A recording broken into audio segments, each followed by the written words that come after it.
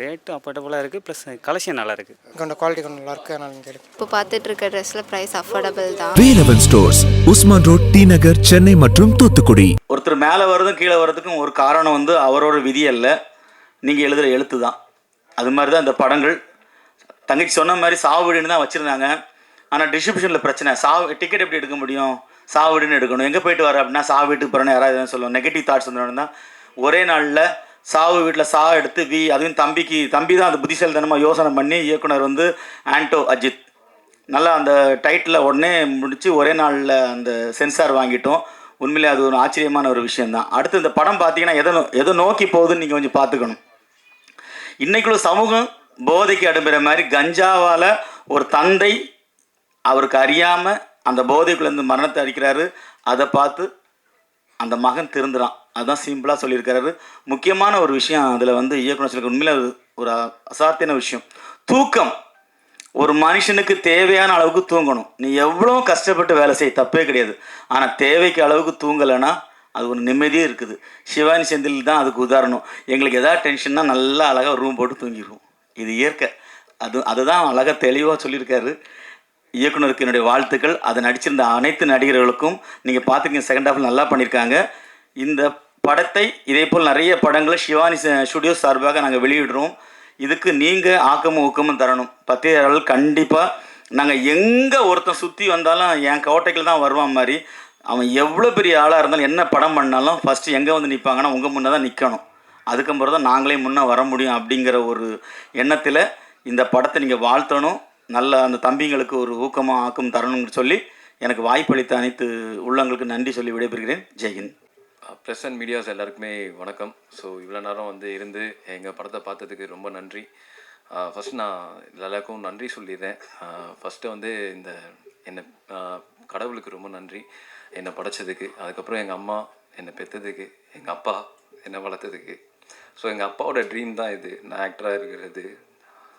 நான் ஹீரோவாக நடிக்கணும்னு எங்கள் அப்பா ரொம்ப சின்ன வயசுலேருந்து ஆசைப்பட்டுட்டு இருந்தார். அதோட முதல் ஸ்டெப்பாக இப்போ தான் நடந்திருக்கு. ஆனால் அதை பார்க்கறதுக்கு எங்கள் அப்பா கூட இல்லை. இப்போ ரீசெண்டாக 3 months பிஃபோர் இறந்துட்டார்.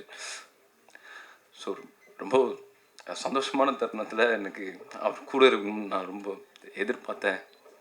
அவர் இருந்து பார்க்கல. சாரி. ஸோ அப்புறம் இந்த படத்தை எனக்கு கொடுத்த ஃபஸ்ட்டு அஜித்துக்கு ரொம்ப நன்றி. ஏன்னா மாஸ்டர் அஜித் அவன் தான் வந்து ஆண்டன் ப்ரோ கிட்ட என் கான்டாக்ட் கொடுத்து ஆண்டன் ப்ரோ பேச சொன்னது. ஸோ அப்புறம் ஆண்டன் ப்ரோ என்னை நம்பி சரி உதய வச்சு ஃபஸ்ட்டு ஹீரோவாக பண்ணணும்னு நினச்சதுக்கே ரொம்ப தேங்க்ஸ் பிரதர். இதே மாதிரி சின்ன சின்ன ஆர்டிஸ்ட்டும் பெரிய ஆளாக இருக்கிறதுக்கு உங்களோட கம்பெனியும் உங்களோட டைரக்ஷன்லேயும் இன்னும் நிறைய பேர் வரணும். அப்புறம் சிவானி ஸ்டுடியோஸ்க்கு ரொம்ப ரொம்ப தேங்க்ஸ். ஏன்னா எங்களை மாதிரி சின்ன படத்தை வந்து இந்த மாதிரி பெரிய மீடியாவில் கொண்டு வந்து சேர்க்கணும்னு நினச்சதுக்கீங்க. தேட்டரில் வந்து ரிலீஸ் பண்ணுறோம். ஸோ அதுக்கு நீங்கள் எங்களுக்கு ஒரு பெரிய பக்கபலமாக இருக்கீங்க. ரொம்ப நன்றி. இந்த படத்தை பற்றி சொல்லணுன்னா இது டைட்டில்லேருந்து ஆரம்பிக்கலாம். டைட்டில் வந்து சாவு வீடுன்னு தான் வச்சுருந்தோம். இந்த படத்துக்கு ரொம்ப ஆப்டான ஒரு இதுவாக தான் இருந்தது டைட்டில்.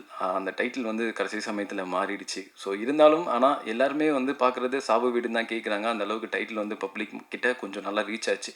என்ன சார்ந்தவங்க எல்லாருமே நிறைய பேர் டைட்டில் பற்றி சொன்னாங்க நல்லா இருக்குது அப்படின்ட்டு. அதே மாதிரி இந்த கதையும் அந்த சாவு வீட்டில் அந்த நீங்களே பார்த்துருப்பீங்க. அதில் நடக்கிற ஒரு பிரச்சனை தான், ஒரு பாடி மிஸ் ஆகிடும். ஸோ அதை நோக்கி தான் வந்து ஒரு டார்க் ஹியூமர் காமெடியாக பண்ணியிருக்கோம். இதில் நடித்த ஆதேஷ் பாலா சார், அப்புறம் பிரேம் சார், ஷாம் சார், கார்த்திக், இதில் நடித்த அனைத்து எல்லாருக்குமே ரொம்ப ரொம்ப நன்றி. ஸோ எல்லாருமே நல்லா சப்போர்ட் பண்ணாங்க. இப்போ ஃபைனலாக நாங்கள் வந்து December 5 தேட்டருக்கு வரோம். உங்கள் முன்னாடி கொண்டு வந்து நாங்கள் படத்தை கொடுத்துட்டோம். ஸோ அஜித் இந்த படத்துக்காக ஆண்டன் இந்த படத்துக்காக ரொம்பவே கஷ்டப்பட்டு ஏன்னா ஒரு ப்ரொடக்ஷன் எவ்வளோ பெரிய கஷ்டம்னு எல்லாருக்குமே தெரியும். ஸோ அவரோட ஆம்பிஷனுக்காக அவரே அவரோட ஓன் மணி போட்டு இந்த படம் எடுத்திருக்காரு. அவர் பெரிய இடத்துக்கு போகணுன்னு எல்லாம் உள்ள இறைவனை வேண்டி விரும்பி கேட்டுக்கிறேன். ஸோ இந்த படம் December 5 தேட்டரில் வந்து ரிலீஸ் ஆகுது.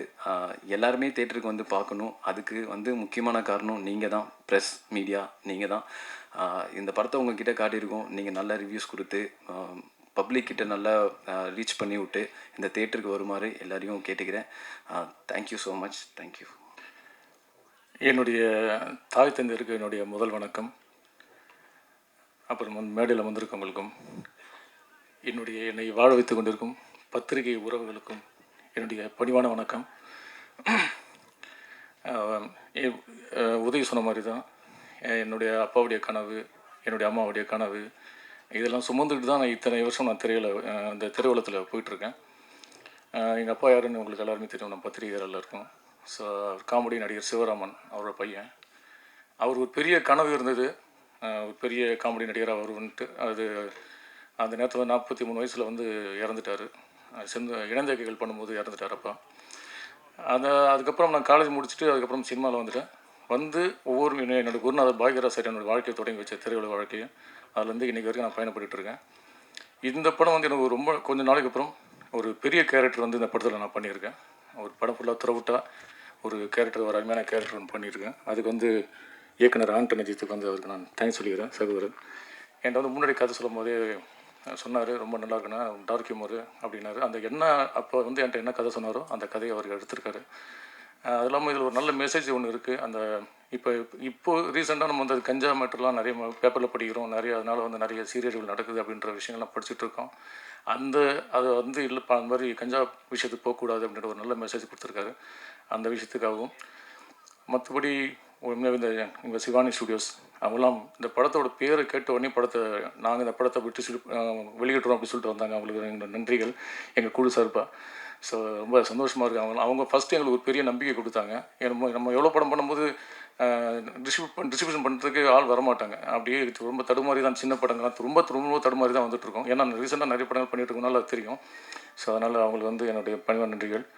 இதில் உதயாதி அப்புறம் மற்றும் என்னுடைய எல்லா நண்பர்களும் அவங்கவுங்களுக்கு கொடுத்த கதாபாத்திரத்தை எந்த தவறு இல்லாமல் கரெக்டாக பண்ணியிருக்காங்க.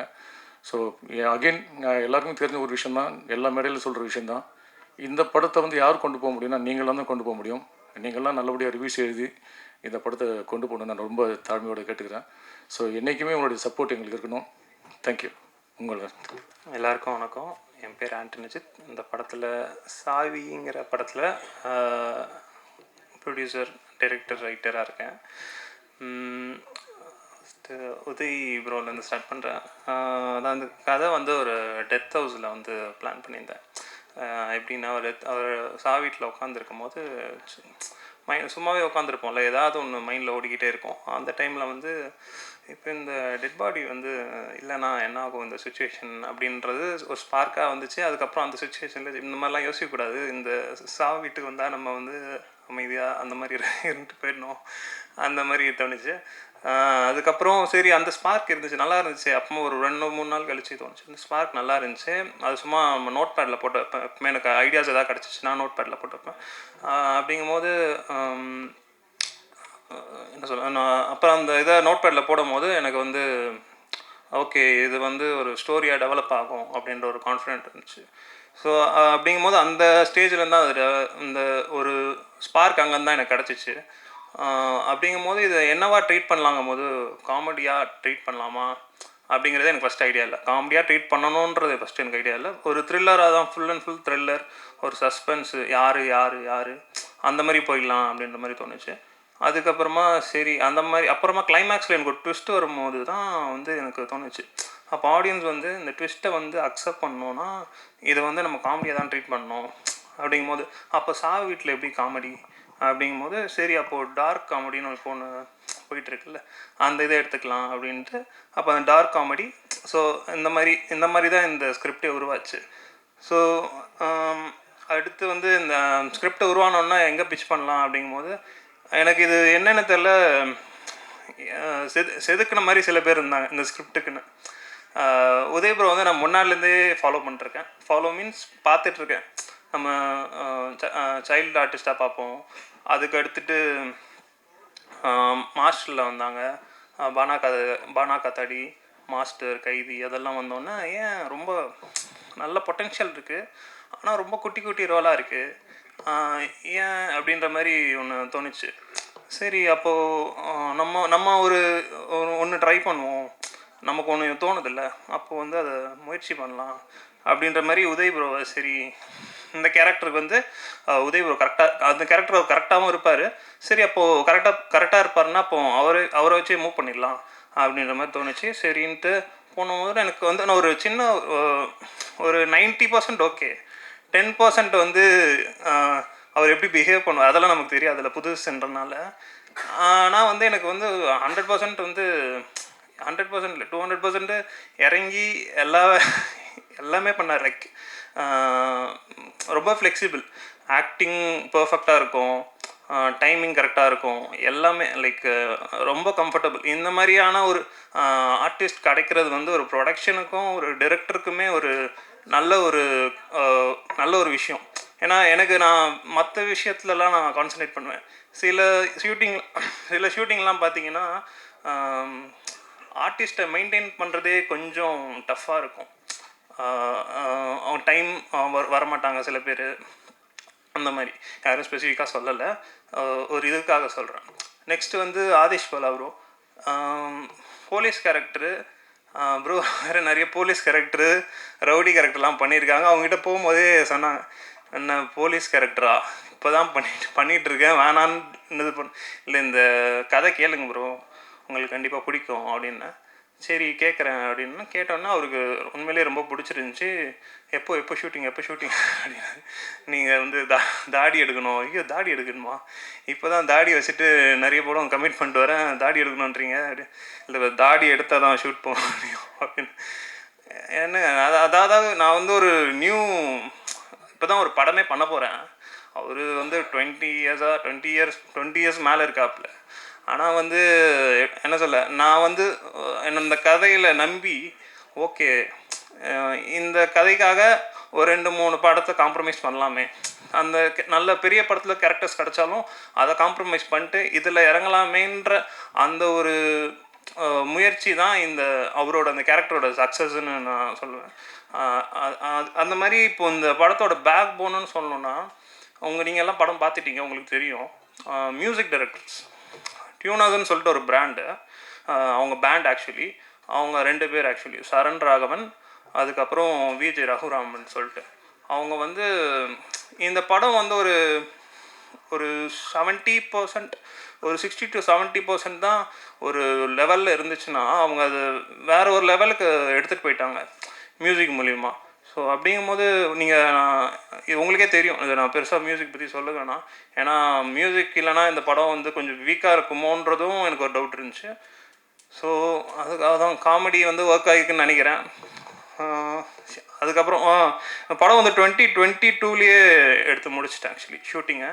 அதுக்கப்புறமா போஸ்ட் ப்ரொடக்ஷன் அப்படியே கொஞ்சம் ரொம்ப டிலே ஆகி போச்சு. ஒருத்தர்கிட்ட போகும்போது எப்படி டைம் போகுதுன்னே தெரியாது. டப்பிங் பண்ணுவோம், அப்புறம் சிங்குக்கு கொடுப்போம், ட்ரிம் பண்ணி சிங்குக்கு கொடுக்கும்போது 3 மாதம் போகும்.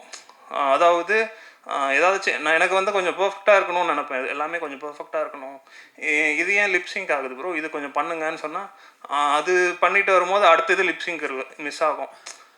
அப்படிங்கும்போது எனக்கு வந்து அது ஏற்றுக்கவே முடியாது, கொஞ்சம் ரொம்ப பர்ஃபெக்டாக இருக்கணும் அப்படின்னு நினப்பேன். அதனால் இந்த படத்தை ஒரு மாதிரி செதுக்கி வச்சுருக்கேன்னு நினைக்கிறேன். அடுத்து இந்த சொன்னல 22 முடிச்சுட்டு இந்த 25 வரைக்கும் ஒரு பெரிய ட்ராவல் எனக்கு. ரொம்ப வந்து ரொம்ப டஃப்பான டைமாக தான் இருந்துச்சு. 22 பண்ணிவிட்டு எனக்கு பெருசாக தெரில. 23, 24, 25 அது வந்து எப்படி வந்து ஒரு ப்ராசஸுமே டிலே ஆகும், சும்மாவே இருப்பேன். நான் ஆக்சுவலி சிவில்லையுமே எனக்கு ப்ராஜெக்ட்ஸ் வந்து சரியாக அமையல. ரெண்டு சைடுமே எனக்கு ரொம்ப வந்து ஒரு மாதிரி டவுன்ஃபாலாகவே இருந்துச்சு. அப்படிங்கும்போது நான் ஒரு வழியாக படத்தை முடிச்சிட்டும் ஒரு 6 months கிட்ட என்ன பண்ணுறதுனே தெரியாமல் தான் இருந்தேன். ஏன்னா நான் 2022 ஓடிடிக்கு பண்ணலான்னு தான் பிளானு, டைரக்ட் ஓடிடிக்கு கொடுத்துடலாம் அப்படின்னு பிளானு. ஆனால் வந்து 25 தான் முடிக்கிறேன். 25 உங்கள் எல்லாருக்குமே தெரியும், ஓடிடி இப்போது யாருமே டைரெக்டாக வாங்குறதில்ல, தேட்டர் வந்த அப்புறமா தான் வாங்குறாங்கன்னு தெரியும். ஸோ அப்படிங்கும்போது ஒரு மாதிரி மாட்டிக்கிட்டேன். அப்போ நம்ம தேட்டருக்கு தான் வரணுங்கும் போது யார்கிட்ட போகலாங்கும் போது Boopathi bro actually camera work பார்த்துருப்பீங்கன்னு நினைக்கிறேன், பெஸ்ட்டாக இருக்கும். அவர் ஹாலிவுட் படம் மட்டும்தான் பார்ப்பார். ஸோ ஹாலிவுட்டில் என்ன ஃப்ரேம்ஸ் வச்சுருக்காரோ, என்ன ஃப்ரேம்ஸ் இருக்குமோ அந்த ஃப்ரேம்ஸ் தான் இங்கே வச்சுருக்காரு. அவர் இன்றைக்கி வர முடியல. அவர் ஆக்சுவலி எனக்கு ரொம்ப நல்ல ஃப்ரெண்டு. ஒரு படம் வேலையாக தான் வந்து காலையிலேருந்து நான் எல்லாமே என்னால் பண்ண முடியாதுன்றனால அவர் காலிலேருந்து அங்கே பெரிய ஒர்க் ஒன்று பண்ணிகிட்ருக்காரு. ஸோ கேமரா ஒர்க்கு இப்போ சிவானி ஸ்டூடியோஸ் தான் நான் அடுத்து சொல்லணும். இந்த படத்தை வந்து எப்படி இதை வந்து வெளியே படம் எடுக்கிறது வந்து ஈஸின்ற மாதிரி எனக்கு தோணிடுச்சு. படம்லாம் எடுக்கிறது ஈஸி தான், அதை வெளியே கொண்டு வரது தான் ரொம்ப கஷ்டம் அப்படின்ற மாதிரி எனக்கு தோணுச்சு. ஏன்னா நான் ரொம்ப எல்லா ப்ராசஸுமே எனக்கு தெரியும். படம் எடுக்கிறது எப்படி இதை நல்லா கொண்டு வருதுன்றதெல்லாம் தெரிஞ்சிருச்சு. இது எப்படி வெளியே கொண்டு வருதுன்னு நமக்கு தெரியலையேங்கும் போது தான் செந்தில் பிரதரை ஃபோன் பண்ணேன். பிரதர் என்ன டைட்டில் பிரதர்? நான் வந்து இப்படி சொன்னேன், பிரதர் நான் நல்லா தான் இருக்கும், நம்ம கண்டென்ட்டாக பண்ணியிருக்கோம் அப்படிங்கும்போது ஆமாம் கரெக்டு தான், எல்லாருமே நான் இப்படி தான் சொல்லுவாங்க அப்படின்ற மாதிரி சொன்னாப்புல. அப்படியே சரி ஓகே கரெக்டு தான், எல்லாருமே அப்படி தான் சொல்லுவோம், அவங்க படம் அவங்களுக்கு எல்லாமே நல்லா இருக்க மாதிரி தான் தோணும். ஆமாம் பிரதர், நான் வந்து உங்களுக்கு ட்ரைலர் அனுப்புகிறேன், அது வந்து எப்படி இருக்குன்னு பார்த்துட்டு எனக்கு கால் பண்ணுங்க. அப்படியா பிரதர், படம் பேர் என்ன பிரதர் அப்படின்னாரு. சாவீடு பிரதர் அப்படின்னா. சாவீடா, இந்த உடனே ட்ரைலர் பார்த்து கால் பண்ணுறேன் அப்படின்னாரு. அடுத்து ட்ரைலர் வந்து 1 நிமிஷம் 39 செகண்டுனா அந்த 40வது செகண்ட் கால் பண்ணுறாரு. பிரதர் சூப்பர், நம்ம கண்டிப்பாக பண்ணிடுவோம், ஆஃபீஸ் வந்துருங்க, மீட் பண்ணுவோம் அப்படின்னாரு. ஓகே சரி ஓகே. படம் அந்த இடத்துலேருந்து தான் மூவ் ஆச்சு. ஆக்சுவலி ரொம்ப தேங்க் பண்ணோன்னா வந்து சிவானி ஸ்டூடியோஸ் செந்தில் சார் தான் ரொம்ப தேங்க் பண்ணோம். ஏன்னா இல்லை இந்த படமே வெளியே வந்திருக்காது. ஆக்சுவலி ஒரு மாதிரி லாக் ஆகிட்டு நான் என்ன பண்ணுறதுன்னு தெரியாமையே அந்த மாதிரி இருந்துச்சு. ஸோ அதுதான் இதுதான் அந்த படத்தோட ஸ்டோரி. இந்த நான் ட்ராவல் பண்ணது டிசம்பர் 5th இந்த படம் சாவின்ற படம் டைட்டில் வேறு ஒரு இஷ்யூ ஆச்சு. சரி ஓகே, அது எல்லாருமே சொல்லியிருக்காங்க. இருந்தாலும் இந்த புக் மை ஷோலாம் நம்ம வந்து சாவின்னு பார்க்குறது மனசுக்கு ரொம்ப ஒரு மாதிரி கஷ்டமாக தான் இருக்குது. சாவின்னு இருக்குது, என்னடா சாவி அப்படின்ற மாதிரி. வீ வேற சொல்லிச்சு, இது வீடுக்கு வர வீ, ஒரு மீனிங்கும் இல்லை. சாவினா கீ, அந்த கீயும் இல்லை. சரி ஓகே ஏதோ ஒன்று அந்த மாதிரி. இன்னும் இதுக்கு முன்னாடி ஒரு டைட்டில் வச்சோம். சரி பிரதர் டைட்டில் இந்த மாதிரி சொல்கிறாங்க, என்ன டைட்டில் வைக்கலாம் அப்படிங்கும்போது கேட்டாங்க இவங்க செந்தில் சார் சைட்லேருந்து. அப்போது பிரதர் எனக்கு நான் ஆக்சுவலி கேட்டோன்னா ரொம்ப அப்செட் ஆகிட்டேன். எனக்கு ஒன்றுமே யோசிக்க தோணல. என்ன அப்போ தான் வந்து விருமாண்டி டைட்டில் இஷ்யூ அப்போது கமல் சார் வந்து ஒன்று சொல்லியிருப்பாங்க. அந்த ஒரு வீடியோ எல்லாருமே பார்த்துருப்பீங்கன்னு நினைக்கிறேன். கேரமனில் உட்காந்து பேசிகிட்டு இருப்பாங்க. சரி சும்மானு வைக்கலாம் அப்படின்னு சொல்லியிருப்பாங்க. அப்போது எனக்கு அதான் ஸ்ட்ரைக் ஆச்சு. சரி அப்போது சும்மானே வச்சிடலாமா அப்படின்னா சும்மானே வச்சுட்டு கில்டெல்லாம் போயிட்டோம் வாங்குறதுக்கு. அப்புறம்தான் ஸ்ரீகாந்த்னு ஃப்ரெண்ட் ஒருத்தர் கலரிஸ்ட் இந்த படத்துக்கு, அவர் தான் சொன்னார், பிரதர் என்ன சும்மானு வச்சுருக்கீங்க, என்ன சும்மானா என்ன சும்மா அப்படின்னா, நீங்கள் வந்து வீடுன்னு தான் வைக்கக்கூடாது, எடுத்துக்கோங்க, பி எடுத்துக்கோங்க, அப்படி வைங்க அப்படின்னாரு. சரி ஓகே பிரதர், அதுவும் கரெக்டு தான், சும்மானு இருந்தால் அது ஒரு மாதிரி இருக்குது, இந்த படத்துக்கு சம்மந்தமே இல்லை அப்படின்ற மாதிரி இருந்துச்சு. சரி ஓகே அப்படிங்கும்போது கலரிஸ்ட் வந்து ஸ்ரீகாந்த் ரொம்ப நல்லா ஒர்க் பண்ணியிருக்காரு, ரொம்ப ஃப்ளெக்சிபிள். அண்ட் இன்னொருத்தர் மென்ஷன் பண்ணோம், விஎஃப்எக்ஸ் பண்ணவர் வெற்றி, அவரோட ஆஃபீஸில் தான் நாங்கள் அவுட்ஸு எல்லாமே எடுத்துகிட்ருக்கோம், ஐமேட் மீடியான்றது. அவர் வந்து லைக் ரொம்ப ஃப்ரெண்ட் ஆகிட்டார் வெற்றி. ஃப்ராங்காக சொல்லணுன்னா ஃப்ரெண்ட் ஆகிட்டு எப்படி எந்த லெவல்னா, நான் அவுட்டு போட்டால் அவர் இது வரைக்கும் காசே கேட்டதில்லை. அந்த ஏன்னா ஸ்டார்டிங்கெலாம் காசு இது பண்ணிட்டு தான் இருந்தேன். அப்போது என்னோடய சுச்சுவேஷனும் அவர் பயங்கரமாக தெரிஞ்சிச்சு, ரொம்ப நெருக்கடி அப்படிங்கும்போது நான் கிட்டத்தட்ட அவர் கொடுக்கணுன்னா லேக்ஸில் தான் கொடுக்கணும், அந்த அளவு பெண்டிங் இருக்குது. அது இந்த படம் சக்ஸஸ் ஆகி நான் கொடுப்பேன்னு நம்புகிறேன். அதுக்கடுத்து இந்த படம் வந்து இந்த படத்தை நம்ம வெளியே இப்போ சாவீடுன்னு சொல்கிறோம், முன்னாடி சொல்லிகிட்டு இருந்தேன், சாவீடுன்னு சொல்லிட்டு நம்ம என்ன காமிப்போம், ஒரு போஸ்டர் ஒன்று காமிக்கணும். அப்போ தான் ஓகே இது என்ன மாதிரி படம்ன்றது நம்ம யாருக்கையாவது பேசும்போது தெரிய வரும், யாராக இருந்தாலும் ஒரு மக்கள் யாராக இருந்தாலும் தெரிய வரும். அப்படிங்கும்போது அது ரொம்ப முக்கியமாக அது வந்து இந்த டிசைன் தான். டிசைனர் மோனிக், ஆக்சுவலி மோனிக் வந்து இப்போ கூட ஒர்க் பண்ணிகிட்ருக்காரு, நம்ம டிசைன்ஸ் பண்ணிகிட்ருக்காரு நம்ம இதுக்காக தான். ஸோ வந்து அவரோட ஒர்க்குன்றது வந்து ரொம்ப ரொம்ப ஒரு ரொம்ப சினிமேட்டிக்காக இருக்கும். ஏன்னா சில படம் நம்ம பார்த்தா தெரிஞ்சிடும். ஓகே இந்த போஸ்டர் டிசைன் பார்த்தாலே ஓகே இந்த படம் கொஞ்சம் ஒரு மாதிரி தான் இருக்கும் போல். இந்த ட்ரைலர் கட்டு பார்த்தா தெரிஞ்சிடும், ஓகே இந்த படத்துக்கு போவானா அப்படின்ற மாதிரி ஒன்று தோணும். ஆனால் ட்ரைலர் கட் பண்ண வந்து சதீஷ்ன்றவர் பர்ஃபெக்டாக பண்ணியிருப்பார். ட்ரைலர் கட்லாம் பார்த்தீங்கன்னா படத்தை நாளைக்கே நான் வாங்கிக்கிறேன்ற மாதிரி தான் சொல்லுவாங்க எல்லோரும். அந்த மாதிரி இருந்துச்சு. ஸோ அவ்வளோதான் நினைக்கிறேன். எல்லோரும் ரொம்ப நேரம் பேசிட்டேன், எல்லாத்தையும் பேசிட்டேன்னு நினைக்கிறேன். தேங்க்யூ.